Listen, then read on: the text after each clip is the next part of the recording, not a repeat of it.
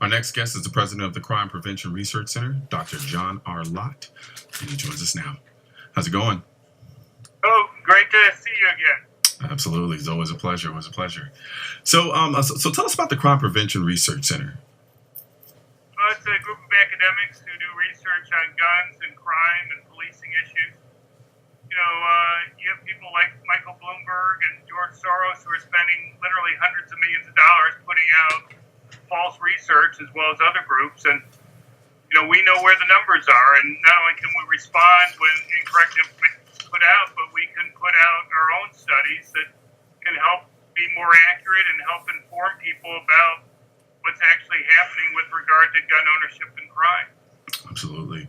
And something interesting I came across was an article that you contributed to the New York Times, which doesn't have the greatest reputation for being pro-gun. How did that come about? Well, basically what happens is every couple months, the New York Times and now even the Wall Street Journal have been repeating claims by the Violence Policy Center. They have a report called Concealed Killers, where they go and claim now that the last 10 years, concealed carry permit holders have been responsible for the deaths of 969 people in the United States, about 96 a year. The problem with it is they aren't willing to go and talk about all the errors that are in there. I'll just give you one example. Supposedly 40% of all those deaths occur in Michigan. And what they do, I guess Michigan would be surprised by this, but they do a couple things. One is they claim that 79 of the deaths are from homicides that permit holders have committed.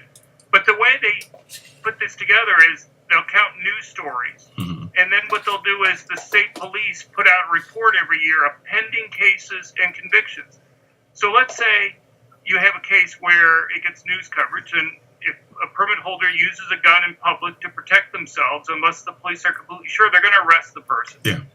There's a newspaper story, and then let's say it's pending for 3 years. It occurs in December 1 year and isn't cleared for 14 months. That's going to be listed as 3 pending cases plus article. And so they count that as 4 separate cases, even if the person is found to have acted in justifiable self-defense. So, it's just crazy stuff like that. When they have the big number that they have there is every year the Michigan State Police lists the number of permit holders who have committed suicide. They don't break it down by whether the suicide was committed with a gun or whether it was in the home, where the vast majority of suicides are, and so a permit wouldn't have made any difference in the cases anyway. But, the interesting thing is, if you look at the suicide rate for concealed carry permit holders in Michigan, it's just 38% of the rate of the suicide rate in the general population. So to go and somehow imply that having a concealed carry permit caused these guys to go and commit suicide is just really ridiculously poorly done. But, that's just the example for one state, which they claim is the worst state with 40% of the deaths. Standing on false correlation is par for the course for the other side, as far as I've been seeing, at least within the years that I've been doing this.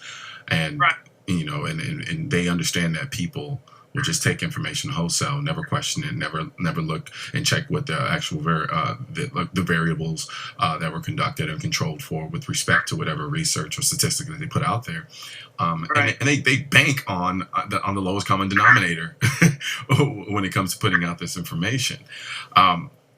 Just on a personal level, how do you deal with, if there are any, frustrations that come with you going out of your way to make sure that the information you have is correct that you put out there, and then having to contend with another side and a group of people who don't necessarily use the same level of integrity with respect to their research and how they go about conducting it, and subsequently putting out that information? That's got to be incredibly frustrating. It is. I guess you hope that when somebody takes the time to go and look through it, they'll realize kind of even obvious false errors that they made. So, I think anybody can understand if you count a case where there's a news story and then count it for each of the calendar years pending case, You get 4 cases where there's only one, and even that was found to have been justifiable self-defense. You gotta wonder whether they have any credibility left. I mean, I've written multiple letters to the New York Times. Of course, they won't publish any of these things. But, the thing is, I assume the New York Times and the Violence Policy Center are what you're saying. They just will assume that people won't check these things. And, they'll just go on it because it fits their preconceptions. But here's the thing. These numbers are going to be important later on this year or next when they have the reciprocity bill go up before the Senate, and there's going to be a filibuster. And if we can put this stuff together in simple forms that can be talked about on the Senate floor. So, if somebody goes and cites the Violence Policy Center stuff, and I guarantee you they will in that form, hopefully somebody else is going to be able to take a couple minutes and educate them on that. And then they're going to be hopefully embarrassed because they're not response. I mean, what are they going to say? Well, we really should have counted this case 4 times, even though it shouldn't have been counted even once. Right.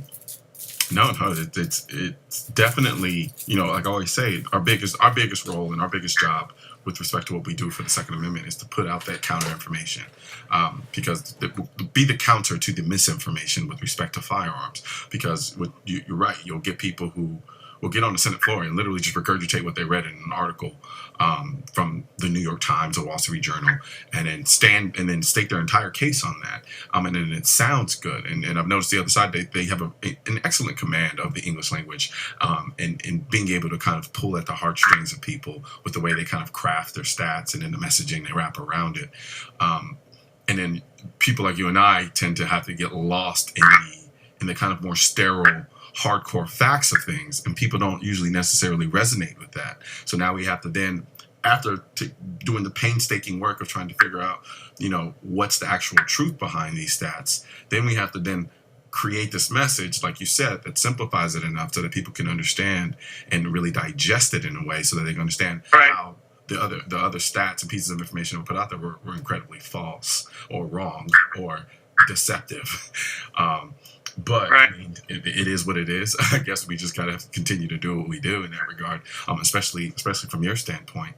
I just want to follow up on one for a second. Mm-hmm. That is, you talk about tugging at the heartstrings, but one of the big things that's going to be coming up in the reciprocity debate is kind of these quote killer amendments that the Democrats are going to try to put on. For example, things like having background checks on private transfers of guns.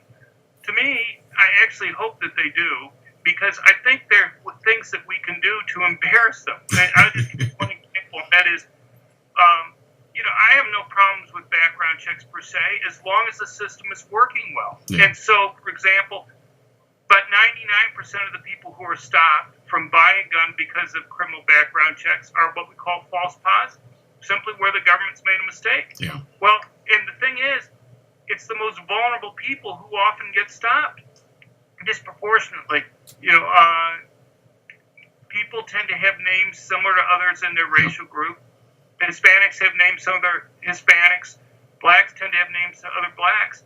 And the thing is, there's no reason why any of those mistakes should occur. Why not put up an amendment that just says, look, the federal government has to meet the same regulations for doing background checks that the federal government requires private companies to. And let them explain why they won't do that. Or if we have these costs, in Washington, D.C., where these politicians are, it costs $150 to privately transfer a gun there. I mean, who do they think they're stopping from being able to go and buy a gun in that case? If you believe that these background checks reduce crime, then they're going to reduce crime for everybody, not just the person who's buying the gun. So if everybody benefits, then everybody should pay for it out of general revenue.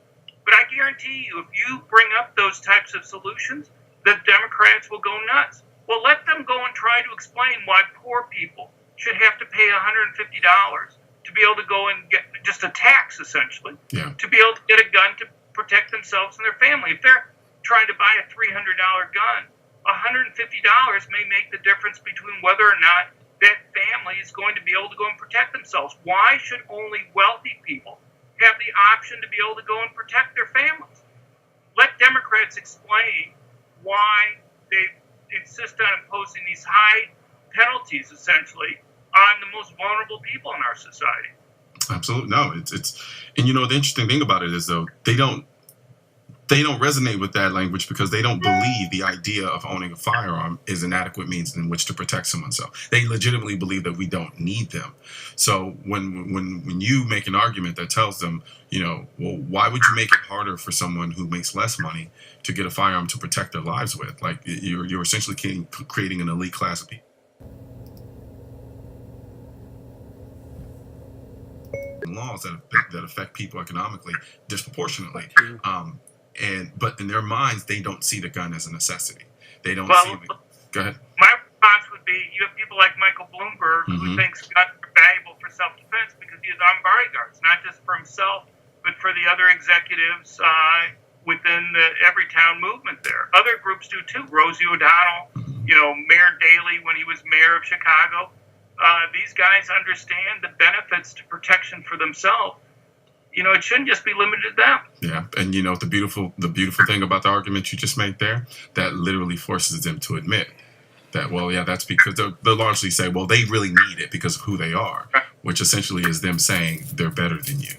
And so hopefully we can have the requisite people in place when we start having these debates and these discussions who can get up there and make those arguments so that they are forced to admit the fallacies that they are. Well, I'm glad you're there. Absolutely. Well, thank you very much, Sean. It's always a pleasure speaking with you. And as I said before, you're always welcome on the show anytime you want to come on. Well, thank you. I greatly appreciate that. Absolutely. You have a good one. Thank you.